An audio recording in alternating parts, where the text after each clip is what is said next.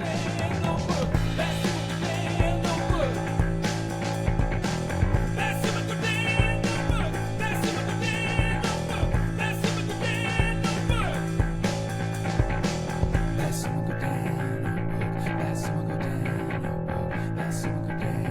everybody, welcome to the BasuandGodin Notebook on Friday, February 14th. And Arpin and I, we're spending Valentine's Day at the Bell Center during my Valentine. during the Four Nations face-off. So it's going to be a bit of a different episode today, obviously, with the Canadiens being on hiatus right now, being on break. Good occasion also to take a look at this interesting tournament that is probably beyond a little bit of beyond expectations so far in terms of interest and intrigue, right? Well, not for me. I mean, I always believe. Well, no, I mean, in the sense that I knew that once the game started, people would get interested in it, right? It's obviously like it was abstract.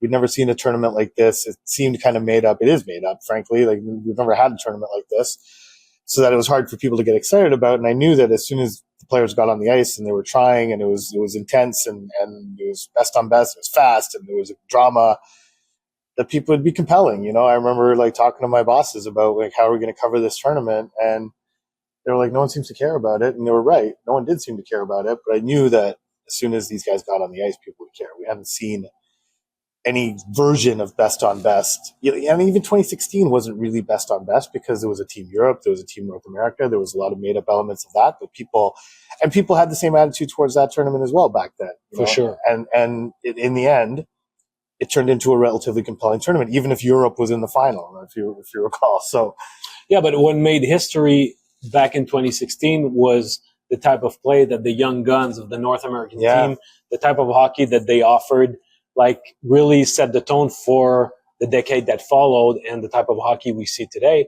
So who are we to say, on the eve of potentially the first Canada-US tilt, that what the following games that we're going to see in the next week or so are not going to help define the next 10 years, Exactly. And we've never seen Connor McDavid in a Team Canada uniform at best on best as a senior. Nate McKinnon was talking about how he's never represented Canada in a best on best, the Kachuk brothers. There's just along with Jack Hughes, Austin Matthews. Like, I mean, really like the current generation of superstars, this generation of hockey players have not had an opportunity like this. And plus we're a year out for the Olympics, which adds another layer to this whole event. There's a lot of compelling elements to it. Sidney Crosby being Sidney Crosby at age 37 and looking outstanding and like one of the best players in the world still at his age, playing with potentially like one wrist, we don't really know what's wrong with him, but he's not healthy. So many compelling elements to this game, to this tournament. And I think Saturday is going to be a lot of fun. Doubleheader, rivalry games, Finland, Sweden, who are still in this tournament. That's what's also interesting. But anyhow, I think, as hockey people, fans, media, everyone around the game that has like a stake in it or an interest in it, we have a tendency to kind of poo-poo any effort to innovate or change or do something different. And I think we should just be more open-minded as people, and just appreciate this for what it is. Incredible talent on the ice who are giving it their all, and we're doing so intensely and wanting to win, which is better than any All-Star weekend we would have had this year. So I think it's been great. I think it's a great showcase for the game. And I really hope this helps, get a foothold in the United States. I hope a lot of Americans tune in Saturday and for the championship because the product's great. Like first two games I thought were very, very interesting and very, very fun to watch. Absolutely. We're going to get into the second game because it involves some Montreal Canadiens players. Patrik Laine and Armia participated in a tough 6-1 loss to the U.S. But yeah, I mean, overall, give me Crosby, McDavid, and McKinnon on the ice at the same time on the same team. Yeah. Come on. How can you not be compelled by that? I mean, when they had McKinnon, McDavid, McCarr in overtime, it's like, man, this is awesome. Yeah, it is. Yeah. It is. But I mean, it remains a Montreal Canadiens podcast, so we're going to keep it as close to our usual topic as usual. Well, first, Patrik Laine. I mean, I saw a lot of comments. Montreal Canadiens fans were mostly happy with the way he was playing. Let's say the first 40 minutes of that game, because the Finns at some point, there was such a letdown in the third period with the 2 consecutive goals that they gave up to the U.S. that they were out of it very instantly. Yeah. But the first 40 minutes, very competitive. They were keeping their head above the water. What did you make of Patrik Laine's game? And do you see a different version of Patrik Laine playing for Suomi than when he's playing in the NHL? Well, I find it interesting. It's interesting seeing Patrik Laine in the Finnish context. There's a lot of Finnish media here.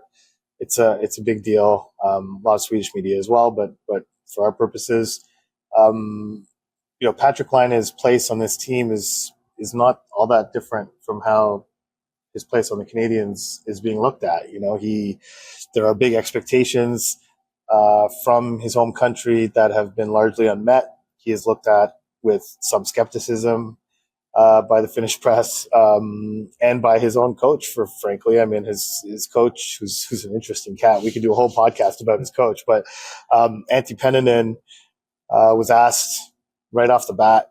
Patrik Laine has been struggling a little bit in Montreal. What do you think? What can you expect from him in this tournament? Talked about how he sat down with him on Monday, had a conversation. Really singled him out. Like it's really,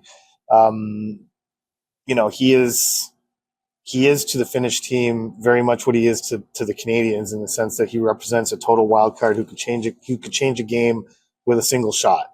And when you're a Finnish team who has the least offensive firepower in this tournament, with all due respect to their forwards, who are excellent forwards, they're very good, but they're not at the same level as the 3 other teams that are here.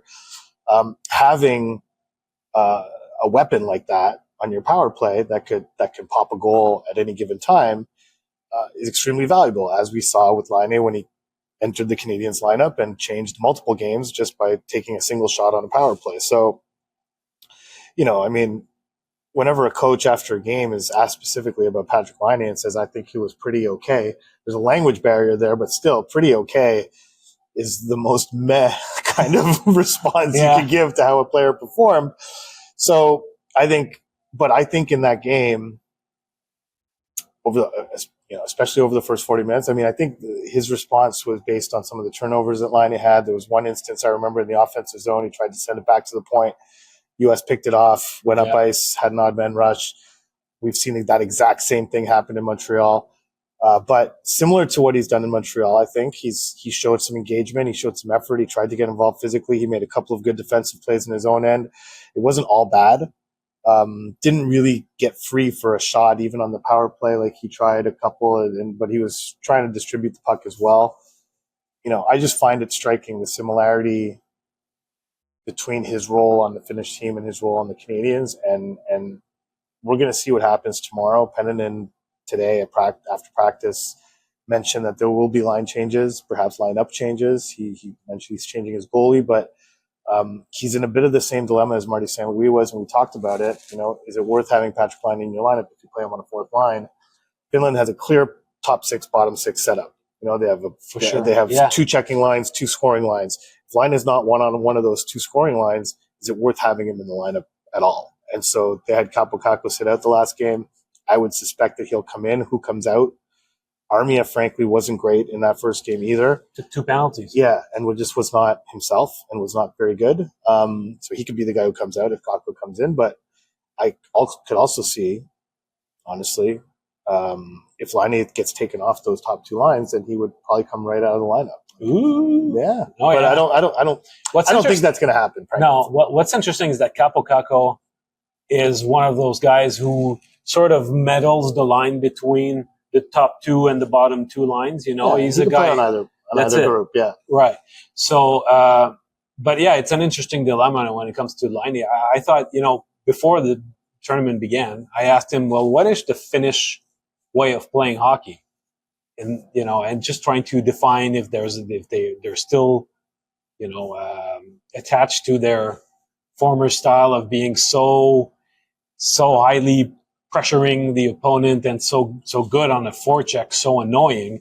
And he said it's going to be super defensive. We're going to bore the other teams, And frankly, that's the way we've got to play it, and we've got to be super defensive. And then he went on to talk about playing in unit of 5, which is, NHL language more than national type of hockey language.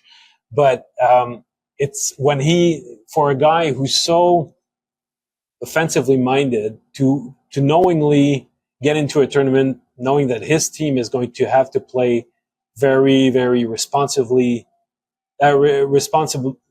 defensively responsible, and he's going to be a part of that. It speaks when you talk about his engagement. Well, he had to be part of that defensive effort. So yeah, he did some interesting back checks. Got involved physically, good sticks also along the boards on a few occasions. So that part of the game, I think, made some people say that if he was like that, if he had that level of intention every game in Montreal, he would probably not be perceived the same way. But he's been playing 5-on-5, at least against the U.S., a lot more than he's been playing 5-on-5 for the Canadiens lately. And that's another thing that he said before the tournament. Can we talk about this for a second? Sure. People, we need to have a conversation about about how hockey players talk, right? What Patrik Laine said during media day about his ice time in Montreal is true. Since he was benched in Anaheim, he has been playing on the fourth line. He has not been playing as much as he was before, and that's a fact. That it's like 12 minutes something in the last 7 games. Roughly 12 minutes a game. When he went out for practice on media day that Tuesday, he was skating with Sebastian Aho and Rope Hintz. That's who he skated with against the U.S. It doesn't take a rocket scientist to realize that if you're playing with Sebastian Aho and Rope Hintz on this Finnish team, you are going to play more than 12 minutes a game. That's all he was saying. Yeah. That's all he was saying. He was not complaining about his ice time in Montreal. He was looking forward to playing more, for sure. Any player would say that. We've had countless instances of players doing this and it being perceived as some sort of dig at the coach. And sometimes it is. Mike Camilleri was really good at this in Montreal. Yeah. And those were real digs at the coach. This I don't think was, and to his credit, Laine was asked by our colleague Jonathan Bernier later on in the scrum, much later, just to be clear, asked him about when you talked about your ice time, are you complaining about your ice time? Do you understand why your ice time was reduced? And Laine said, yes, I do understand. I haven't been playing as well. I need to look in the mirror. I need to work hard. I need to earn those minutes. And said all the things that you would want a player to say. That came long after the quote about playing more and making a reference to his ice time in Montreal. But the one lesson here is any hockey player who ever talks about ice time wants more ice time. This has been true since the invention of hockey. This has never not been true. So when a player mentions how he's eager to play more, that's normal. That's normal. That's what any hockey player, you would want a hockey player to want to play more, especially one as talented as Patrik Laine. So that's what I have to say about that. But I mean, honestly, he has the same burden of proof with Finland as he had with Montreal, except in a much shorter tournament, in a much more pressurized environment, with a lot more urgency. So, I think I just find the parallels fascinating that he's viewed upon in Finland in much the same way he's viewed upon in Montreal as just this talent who can break a game open, but who can cost you too. And it's just a line you have to draw. And it was actually a very similar situation that Finland had with UC Saros. And, UC Saros, based on how he played coming into the tournament, didn't really deserve to play that first game. Kevin Lankinen has been the stronger goaltender in the NHL this season, but because of who UC Saros is and his body of work and his track record coming into the season, he got benefit of the doubt, deservedly, I think. And plus, if for Finland to win, their best shot at winning the tournament was to have UC Saros be the best goalie in the tournament, which he could have been based on how he's played over the last 3 years. This season, no. So he played that game, was not a difference maker. I don't think he cost them the game, but he definitely didn't help them win the game. And now he's not playing on Saturday. That's it. He had his shot. So that's why I'm just wondering about Laine. I think they're in a similar boat where their track record, their role was determined by their track record more than their current play coming into the tournament. We already see that the consequences for Saros. We'll see if Laine has consequences. I don't know if they will, but he's treading that line in a very similar way for Finland as he does for Montreal. But that would imply that he's been the one dragging his line down. Whereas, you look at Hintz and Aho, they have not been difference makers either. They lost 6-1. Neither of them had a shot on goal in the game. Well, that's it. Yeah. So you look at 6-1 final score, and you may point at defensive issues there on the Finnish side, but it's also, and probably mainly, the fact that they did not capitalize on their chances, and they were not very good offensively. And when you have a line that's got 3 weapons like that to finish the game with 1 shot, they had 7 shot attempts. Yeah, okay. That's what I'm saying. No. Between them. Between them. And only one landed the net from Laine. Yeah. So you cannot necessarily say, it's Laine's fault that things didn't turn out. But I feel like, much like in Montreal, he's a lightning rod. He's a lightning rod for criticism, both on his national team and on his club team. Poor guy. But the narrative changed quickly because, hey, it was a month ago where the benefits that he provided on the power play for the Canadiens were so great, and it was still people were still excited because he may not produce or play on a nightly basis like a superstar, but he's a big name, so everybody was legitimately excited. He's a big talent. Yeah, he's a big talent. A big talent. Yeah. People were legitimately excited to see him arrive in Montreal, but I feel like fast forward 1 month, and it's as though he's back to the same spot he was when he was either in Columbus or in Winnipeg. So, and all the interesting impact of him, trying to come back to the NHL with a new mindset and a rekindled passion for the game. All of that goodwill seems to have vanished. I think it's, bad line is bad. Good line is very good, but bad line is quite bad. It's funny. It's the one part of his interaction with the Finnish media, which has been contentious over the years. And I think that there's a lot of, I think he can be difficult to deal with for the journalists in Finland. And so there was one, I was listening in on his Finnish scrum for a while, just because I love listening to the Finnish language being spoken, because it's very interesting. As I often say, buy a vowel. Yeah. Buy a vowel. Well, there's many to buy. And so one point, I don't understand Finnish, but I did understand that he no commented a question. So I asked one of the Finnish reporters, like, hey, what did he no comment? And the question was whether he was staying at the team hotel. Apparently he's not.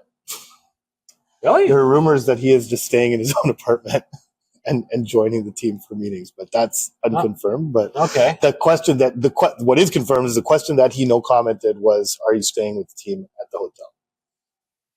Yeah, that doesn't look good. If he doesn't want to comment on that, that's pretty straightforward question. I'm just saying, yeah. How about good old Armia? Our friend Joel. I mean, it's one game. Yeah, well. One game wasn't his best. No. I've noticed something. At some point, they were on the PK, and Haula blocked a shot, and he had the puck right at his feet. And the minute that Armia saw that, he took the first couple of steps to skate, towards the neutral zone and say, okay, time to counterattack, right. Jake. Yeah. But it's not Jake. So, and instead of that, Arla took the puck and just dumped it, iced it right away. And Armia was like, oh, that's not the way I do it. So it was such a striking change from the way that he operates with Evans on a regular basis. Listen, it wasn't his best game, but I do think he's on their top penalty killing unit. He is, and it's interesting to hear a lot of the Finnish people, mainly the players, talk about Armia, and we talked about it with him. How he was seen when he was in Finland before starting his NHL career, and when he got drafted, as a purely offensive player who had no defense in his game whatsoever. We've heard he told us that many people talk. Well, yeah, but the reason I asked him that is I heard many other players mention that. Yeah, Laine mentioned that earlier this season, not here, but we had a couple of other people mention that. Yuri Lettinen mentioned that when he was asked about Armia on Tuesday, And we asked Armia about it on Wednesday, and he's like, "Yeah, that was that guy. I was that guy who just pure offense, no defense." And so he reinvented himself. He said when he got to Winnipeg and he kind of realized that I was not going to crack the top six, I was not going to be in an offensive role. I need to find a way to get in the lineup every night, which was an issue in Buffalo, right? He couldn't even get in. You couldn't even stay in the NHL. He was bouncing back and forth with the AHL, and decided to reinvent himself. And that's, not shortly afterwards was acquired in that trade. The salary dump that the Jets made was Steve Mason. Is that his name? Yeah, Steve Mason, the goaltender. Canes basically get him as a sweetener. But yeah, completely reinvented his game. And so I think this is actually a good segue to our next sort of segment. Is so Marc Antoine and I one day, after watching Armia give by far the longest interview I've ever seen him give to a single journalist, there was a member of the Finnish media, as is his right. He's traveled a long way to get here. Spent 10 minutes peppering Armia with questions. Armia was very engaging, long answers. I was like, the whole time I was I'm going to call him out on this because we've never had this in Montreal. Not this level of engagement from Joel Armia in an interview. And he kind of laughed and acknowledged that was the longest interview he's ever given in Montreal. But he's such in a good frame of mind, though. He is. His dispositions, you can tell just by the look on his face, his whole mindset since that time in Laval last year. But also, obviously representing his country. But he's in a good spot. Yeah, he is. We subsequently put him in a bad spot by deciding to talk about his contract situation, the trade deadline. I mean, listen, it is what it is, right? And it's this tournament. We are recording this on Valentine's Day. It's exactly 3 weeks until the trade deadline. So we hung around, both of us, till this interview was over to ask him about it. Was not very comfortable talking about it. Did not want to. There was no whole lot to say. He did mention that he had a conversation with Ken Hughes. Didn't want to get into the details of what that entailed. And there was no real clarity as to what might happen. He didn't want to divulge anything, and he didn't want to talk about it. And I think this is kind of I thought about it afterwards, and I think this is a result of a lot of the work that he's done with Jean-François Menard, like a lot of the mental stuff that he's done to work on his mental performance is staying in the moment, and not going beyond. So I think just his frame of mind is really this tournament, and he's been looking forward to this tournament to play for Finland and everything. So I think that's why he just didn't want to. Yeah, but at the same time, but I've asked a few other players about their NHL situation outside of the tournament, and it's not a blanket rule because there are exceptions, but there's a lot of guys who are not keen on talking about their NHL team and their current situation right now, because it's like, don't bother me with this stuff now. We're at the Four Nations. It's all about my national team, my role in it, and that's what I'm going to talk about, But it's like Vincent Trocheck had no desire whatsoever about talking about the state of the New York Rangers. Right, but Mikko Rantanen spent all day Tuesday talking about the trade, which happened weeks ago. Yeah. It's very interesting. Today, he was asked, what that was like. You come to Four Nations, you've been talking about how you've been looking forward for this for so long, and you spend the entire first day answering questions about the trade. He's like, yeah, that wasn't great. I didn't want to do that, but I understood why I had to do that. And so I'm glad that was over with, and now I can focus on the tournament. And frankly, it's been a very positive experience for him. Despite the loss, he's enjoyed being with his Finnish teammate, much like Armia. He's very happy to be with all these guys are all buddies, right? Like they've all gone up the ranks together. They've all played on national teams before together. It's a good thing. But I just want to, so with Armia, the next day, yesterday, I guess Thursday, after the morning skate. You're good. Yeah. You're good. Yeah. I did hang around again with Armia to try and kind of just actually really clear the air, being like, listen, I didn't want to piss in your cornflakes. I didn't want to kind of ruin your day by asking questions about that stuff, but you understand that trade deadline's coming up. I just want to, and he's like, okay, so what do you want to know? And I was like, well, what was that conversation with you? Like, I'm not going to talk about that. So the one thing I did ask is did you express a desire to stay? And he said yes. Okay. So that and he wouldn't talk about whether they're talking contract or what have you. But so he has expressed a desire to stay. What that means, how that would manifest itself, whether that comes with the contract extension or not, I'm not sure. But I think it kind of gives an explanation to why he's uncomfortable with it, because I think the reality that he could be traded is real. He doesn't want to get traded. So that also is another explanation for why he was so skittish about our conversation. Yeah, he seems to me like the sort of guy who will really value stability, and now that he feels like he's got finally something, when I was saying that he was in a good spot or in a good place, both mentally, but also like he's figured out, not only has he reinvented himself as a hockey player and reinventing his identity, but that identity that he chose and pivoted to, now he's committed to it and he uses it in the best version of himself. That's the best version of that identity that we're seeing. So now that he's got a good thing going, to say, oh, well, you're at a point now where you're going to be traded and finish this season elsewhere, and then after that, who knows, depending on your next contract.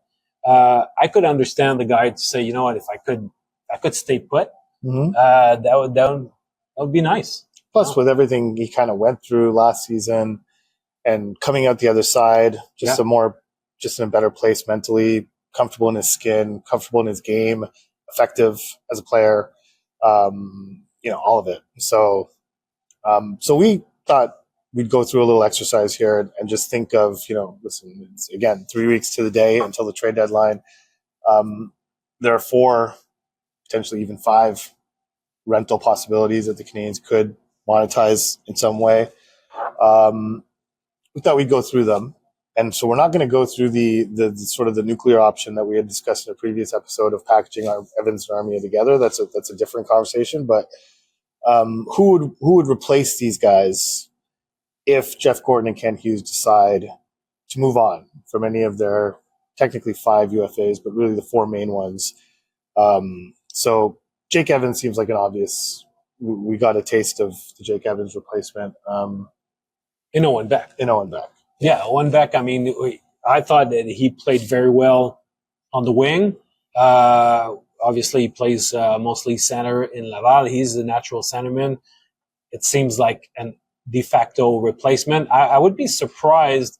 I mean, we'll see. I mean, considering that Emil Heineman is expected back after the break, I don't know if there's going to be any missing player when they come back from the break, and that might force the Canadiens to return Owen Beck at least temporarily to Laval, where he is playing right now.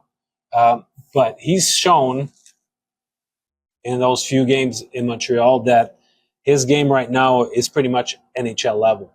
Now, there's a yellow flag there to be raised, because we said the same thing about Joshua Roy last season, when in the second half of the year, when he was called up, he looked the part. And then after that, it's always the following training camp. Well, what you showed us during a brief period of time where maybe pressure was not super high, expectations were not super high, you played well. Now, can you do it again? Can you take it from there and even raise your level? So that's a challenge that Joshua Roy did not meet at the last training camp. And I feel as though, and maybe you could argue that it was the same with Raphaël Harvey-Pinard 2 years ago. So if Owen Beck was to have a long audition for the rest of the season in Montreal, because he does look like an NHL player now, it wouldn't. I think that we have enough examples to say, okay, well, let's not think that he's going to take a roster spot right away next autumn. He would still have to earn it. But for the time being, if Jake Evans is to be traded, he's the obvious replacement. Yeah, and it doesn't have to mean anything for next season. I mean, the Canadiens would have an entire offseason to deal with it. And the reality is that if the Canadiens are not close on a contract with Jake Evans, as reports would indicate, and if they're unable to come to terms on some sort of agreement prior to March 7th, then the smart move is to trade him. Like, there's really no And then if that doesn't necessarily mean that Owen Beck would replace him next season, but you would at least get a look at what Owen Beck could do over the last 20 odd games to see if he could be a candidate to do that. And I think whether Evans is there or not, I think the plan would be to have Owen Beck play in the NHL next season. I think the Canadiens would like to see that. Yeah.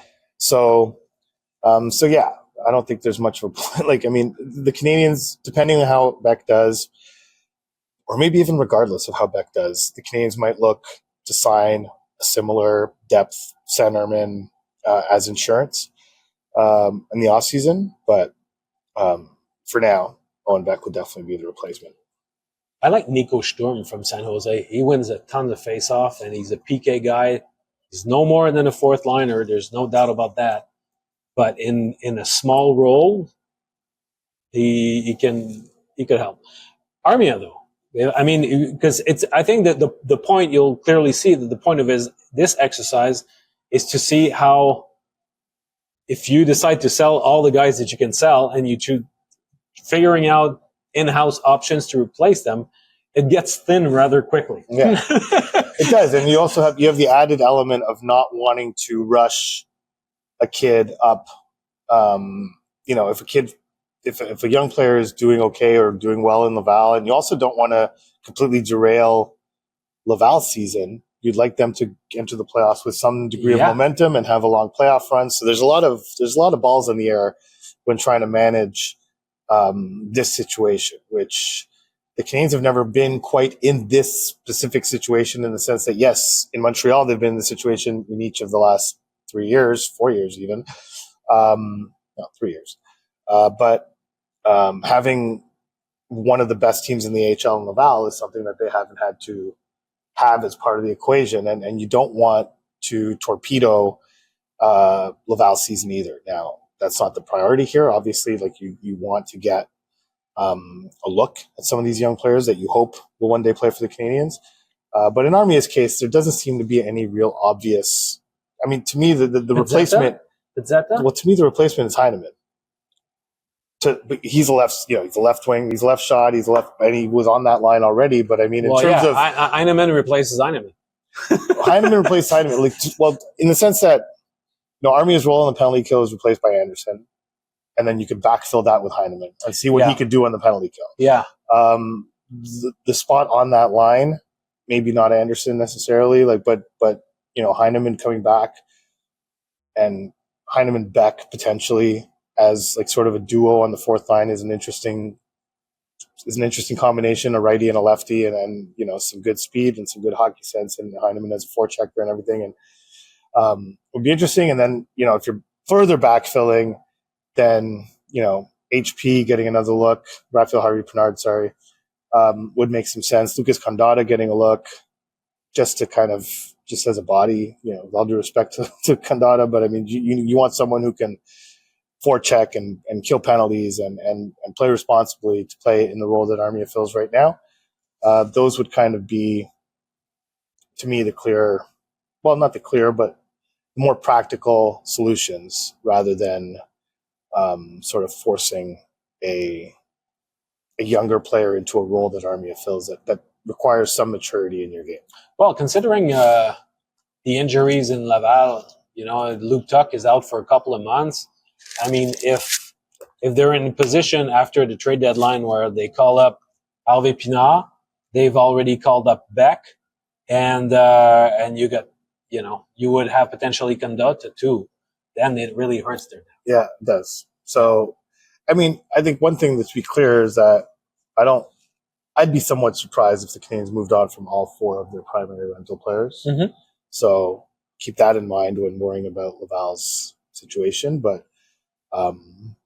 yeah. So if we move on to David Savard, same deal, but this one's pretty simple. Logan Mailloux, who apparently is injured. Yeah. So what happened is that the day on Wednesday night, the Laval Rockets suffered a loss against Belleville. They played probably what Pascal Vincent labeled as their worst game of the season. Mm-hmm. Late in the second period, Mailloux got in a fight with Donovan. And now, after a day off, he did not practice on Friday, and he's going to need further evaluation. So that so we cannot say that he's going to miss any significant time, with an injury, but his status in the short term is a little bit up in the air. So it's not exactly like Owen Beck, who could be called up. Let's not forget that the Montreal Canadiens are going to be back practicing next Tuesday. It's going to arrive pretty fast. So for his own sake. Mayu, if the Canadiens practice for 4 days in a row, they're not going to call up a kid who's healthy and who could play games, just to practice in Brassard. They would probably wait a bit, but let's hope for his sake that he's healthy, because he potentially has an opportunity in front of him for the rest of the season. Yeah, I think moving Savard is probably the trickiest kind of situation for them. They're probably not going to get a very good return for him, and so might deem that the return is not worth it. But I would argue that the potential to replace him with Ameyu is more enticing than whatever return he'll bring back. The actual return is the roster spot, is the lineup spot. Pascal Vincent mentioned Friday that David Reinbacher is 1 to 2 weeks away from coming back. So that is it's an instance where the Canadiens, I don't think they would do it right away. He would probably start Laval and definitely be on the Laval roster on March 7th so that he'd be eligible for the playoffs. But at some point between then and the end of the season, I would think that they would want to give him a look as well at the NHL level and see how he does. And so having that spot on the roster, which you're not going to healthy scratch David Savard. Like he's a veteran guy, he's respected, so it's an added kind of wrinkle to that situation, because it's not just about whether he gets enough of a return to make it worth the Canadiens' while. There's also just the development aspect of it, where moving on from him brings back an asset, as mediocre as it might be, but also creates an opportunity for these two guys to maybe shuffle in and out of the lineup, or each get some time in Montreal, and they could take advantage of that. And they could even do it with other guys. To want to get a look at Adam Engstrom and see what he does up here. There's also the family aspect that comes into play, and I suspect that a former agent like Kent Hughes would be sensitive to that. Mm-hmm. David Savard, obviously, his family is firmly established in Quebec, and just the idea to be traded and go somewhere and leave his family behind for the balance of the season is not necessarily something that would entice him a great deal. And if for the Canadiens, the return is super modest, would they even bother, and say, what, we're going to, the return we get is not great, and basically we're going to, do you a solid and keep you with us until the end of the season. And then make it clear that we want to take a look at these kids, so that you might not play every game. Yeah. I could see that happening. And I think David Savard would probably be, unless you got sent to a contender, though. Honestly, if any player wants to play in the playoffs, sure, even a family man like David Savard, who signed here, let's be honest, primarily so that his kids could grow up in French and live in Quebec and grow up in Quebec. Because I was chatting with Samuel Montembeault, and he was saying, for those guys who are becoming UFAs, those who have kids, it's an extra wrinkle that those who don't have kids, of course, don't have to bother with. Yeah. So that's Jake Evans falls into that category, but Armia also has 2 kids. I think. Can't remember. Armia definitely has 1. Yeah, minimum 1. I thought I was wondering if that was the second. Anyhow, he also has a child or children, a young family to care for. So that's a consideration. Now, the interesting one here to me is Dvorak. Canadiens have 1 retention slot available to them. Saw something fly by in the chat, a mailbag question.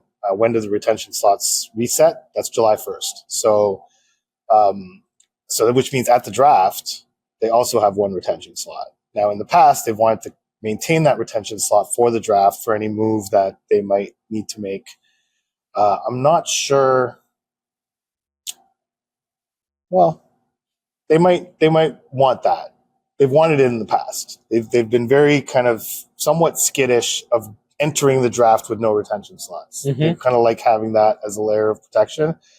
I don't think Savard's getting moved without retention, and I definitely don't think Dvorak's getting moved without retention. That's a non-starter. So if they move on from Dvorak, they are going to have to use that retention slot, which could tie their hands to something else that they'd want to do at the draft, potentially.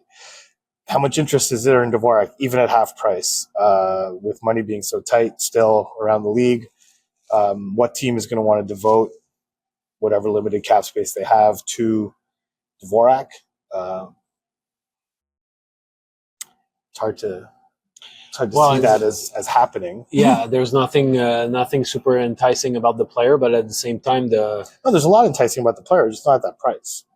I think there's a lot of Dvorak is the type of player that you acquire at the deadline, but just not at that kind of a number. And so, because who wouldn't want a guy who's a very good penalty killer, a very excellent face-off man, who could be a very good fourth line center, even on a contending team.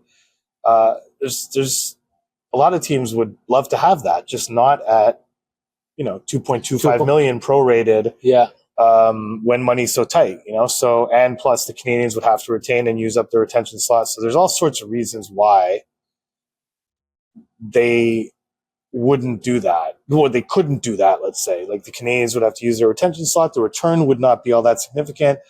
And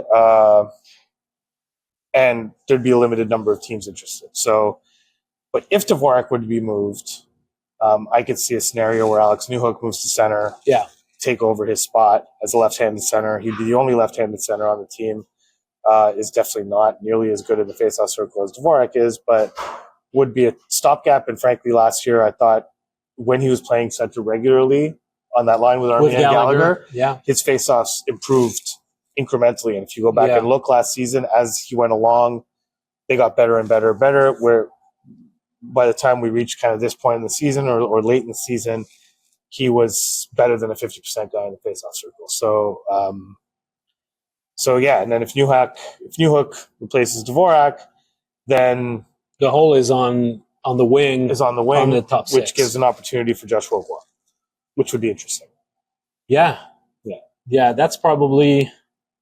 But again, would hurt Laval even more. Yeah. But when you were talking about Laine, who needs to be useful on the top six in order to have a regular spot. Yeah, I know that Joshua Roy's overall game has improved.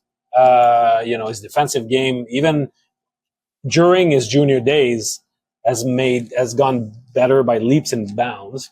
But do you think that he's the sort of guy who would need to be a second line guy in order to secure a spot in the NHL? Or he could be like a complementary player playing on the third line eventually, and he could find a niche there?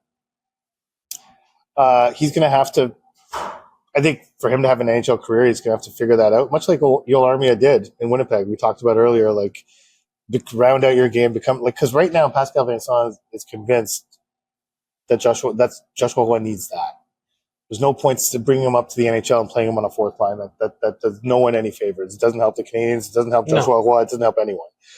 I think eventually, if Joshua Roy wants to have a long NHL career, he's going to have to figure out a way to be useful in a secondary complementary role.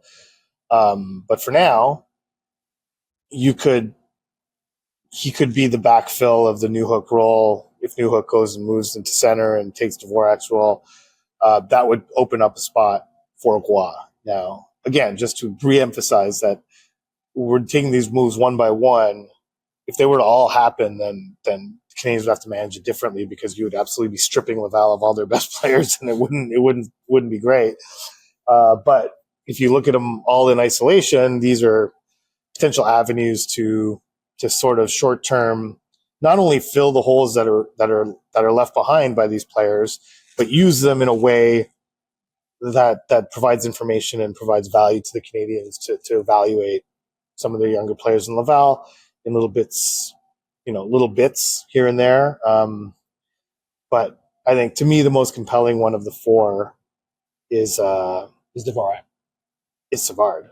Oh, okay. Just because you have two guys that you want to get a look at in Mayu and Reinbacher, assuming Mayu's injury is not too serious, and that gives you that opens that window for you. So that to me is because you don't want to get the team too young. You don't want to make the guys who had such a good run in December and January feel as though we're back to square one and this team is, like knee deep back into the early days of the rebuild. You don't want to give that impression and make the team too young, too inexperienced, and give looks to too many young guys at the same time. But at the defense position, now is the time to give a look to Mayu. Because you'll need answers. You got to know, and honestly, if Reinbacher is good to go and if he plays well, his return to Laval, I strongly believe they need to give him some time in the NHL. I really do. I don't think it's been understood well enough how extraordinarily well Reinbacher played when he arrived in Laval last year. Under very difficult circumstances. Laval was in the middle of a playoff push. He had not played for close to a month at that point, waiting to see if they would have to play this relegation tournament kind of thing and all this stuff with Clotin. So sitting around waiting for that to resolve, shows up in Laval, all of a sudden is taking buses to Cleveland and this and that. It's not the life he's accustomed to in Switzerland, where travel is super easy. Your furthest road game is like a 4-hour drive away.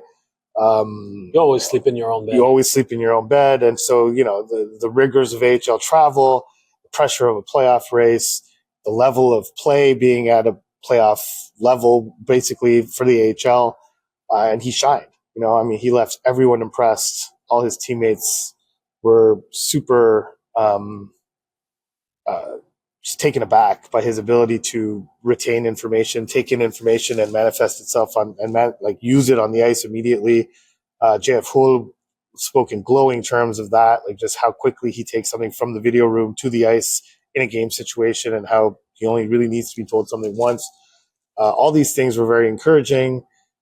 He was going to get to build on that in Laval this year, at least to start the year for sure, and probably for the whole year.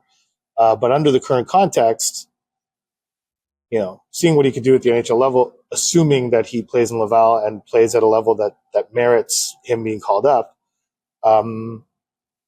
is an opportunity that the Canadiens, I'm sure, would love to have, to for evaluation purposes and for Reinbacher's own state of mind to see how he competes at this level.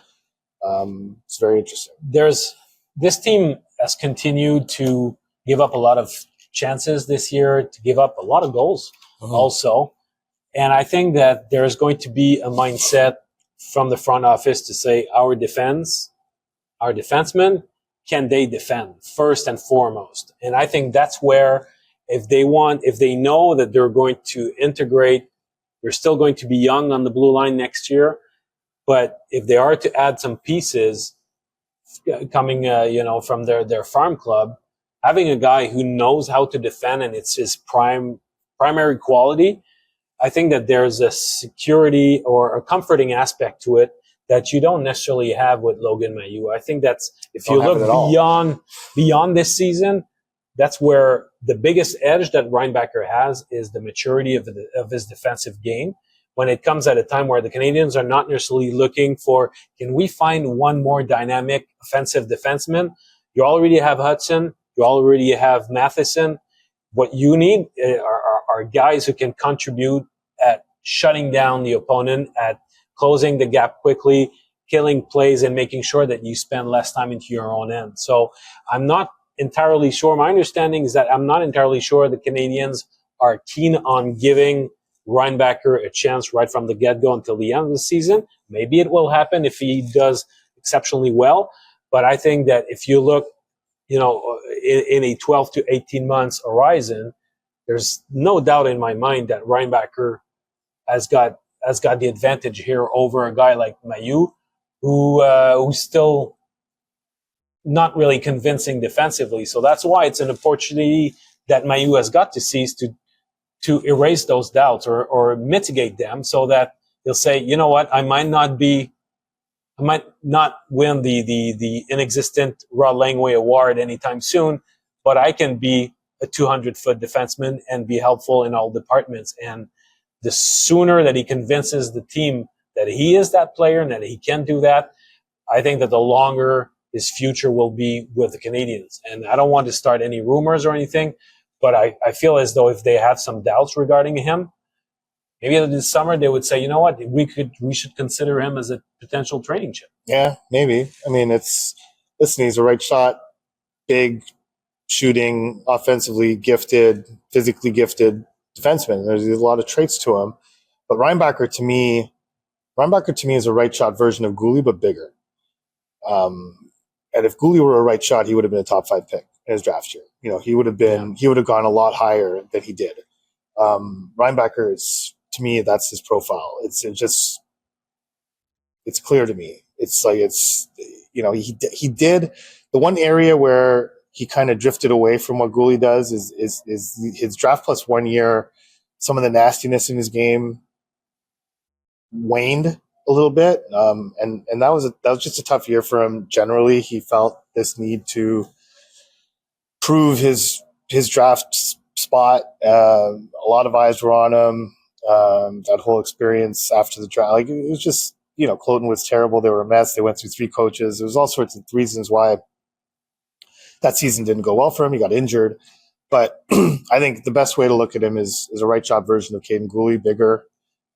Does have some of that edge in his game when he's on it. So if, to have 2 of those guys plus a Hudson, plus potentially a Mailloux, like, I don't think they're looking to trade Logan Mailloux, but you want to know. Like, I agree with you there. Like, you want to know and you want to see that. But I think getting, whether it's 5 games, 7 games, whatever, of Mailloux Reinbacher in the NHL at one point would be of value. Yeah. Let's go to Future Friday as per tradition, and we'll finish the show with that. Future Friday.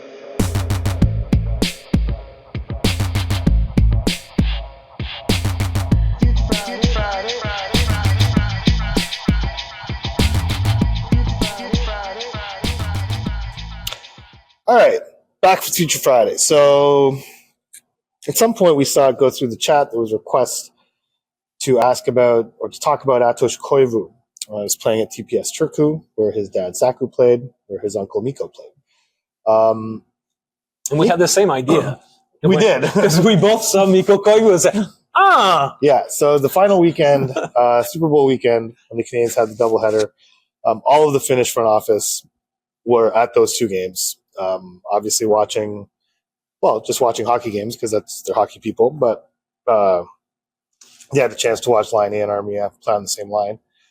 So Mikko Koivu, who is the assistant general manager of that team under Jari Lehtinen, was there. And so we managed to corner him at one point and ask about his nephew. So the way Mikko explained it, first of all, he had for about a month this season, Aatos Koivu had some sort of throat infection. I'm not clear exactly what it was, but it did keep him out of the lineup for a while. So he didn't get to build momentum during that, approximately month-long absence.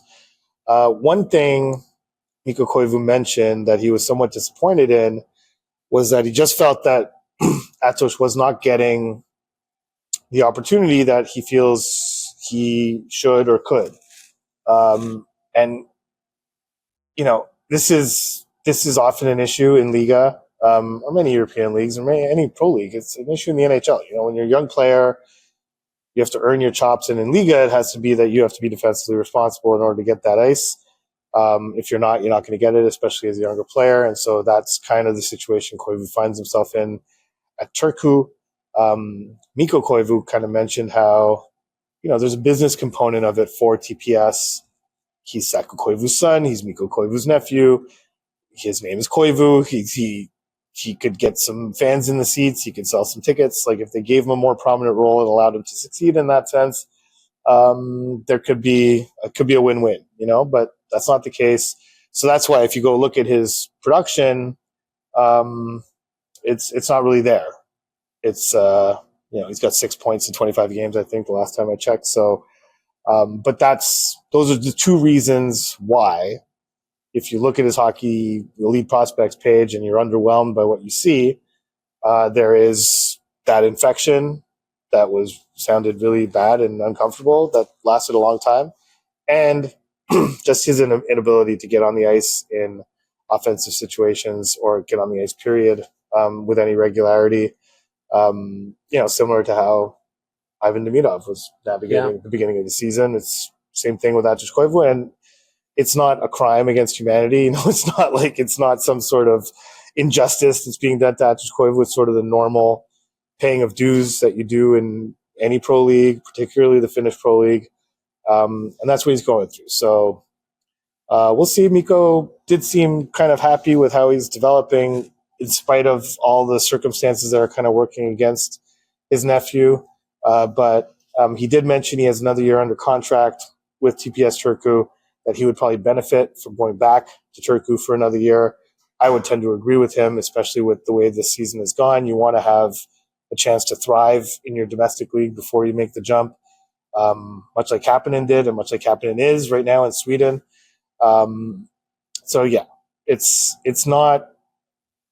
It is not going well, but there are reasons behind it. There's circumstances, and I think it'll be wise to wait until next season to fully evaluate his potential for one day perhaps being a factor here in Montreal. In his last game with TPS, he played barely over 5 minutes. Mm-hmm. Then he went onto a little international tournament. Yeah. Now his last game, he played it with the under-20 team. There, he played close to 20 minutes. So he's a go-to guy on an under-20 team, which is, it's almost normal. It's kind of normal, but for a guy who just been drafted, at his age, to have a prominent role on a junior team is just strictly normal. So sometimes, if you're just out there playing with the mans, but playing 5-6 minutes a night, it's not great. No, it's not always beneficial. But I think there's external pressures when your name is Aatos Koivu and you're TPS Turku. It's tough. Everybody knows his name. Everybody knows his name. And it's not that dissimilar to when, let's say, the Canadiens bring up a Montreal kid who's got a French last name and there's other pressures involved. It's not simply a hockey. It's primarily a hockey evaluation, but there's always that added layer of let's keep the homegrown kid and let's give him a chance and let's play him on a higher line. We even had it this year with Joshua Roy, where there were some people saying, "Oh, well, he wasn't used properly. They should have put him on a more offensive line. He didn't." That's true. Like that. Yeah. That was a discourse here. I think there's a similar thing going on there in this case. But all in all, nothing alarming.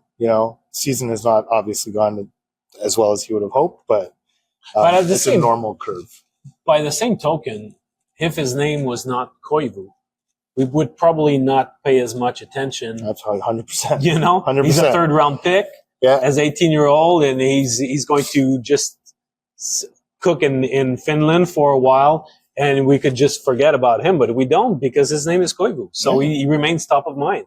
And the same notion that his uncle mentioned as being a motivator for TPS would be the same here. if he ever gets here and he's in training camp, and they'd be like, wow, it'd be a great, it'd be a great draw. It'd be a great point of interest for Canadiens fans to have a Koivu in the lineup for sure. Similarities are there, but the kid's gonna have to earn it, and he's not done that yet. And it's fine.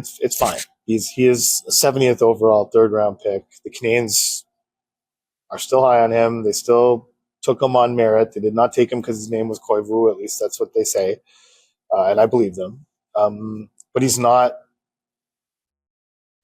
a can't miss prospect. He's far from it. If he were, he wouldn't be a third-round pick. So he's on the smaller side.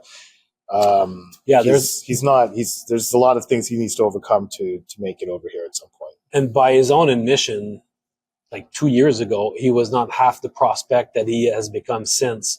So there's been a huge improvement, a huge learning curve in those last 2 years. So the Canadiens, to a certain extent, are betting by drafting him, and he's going to continue on that trajectory.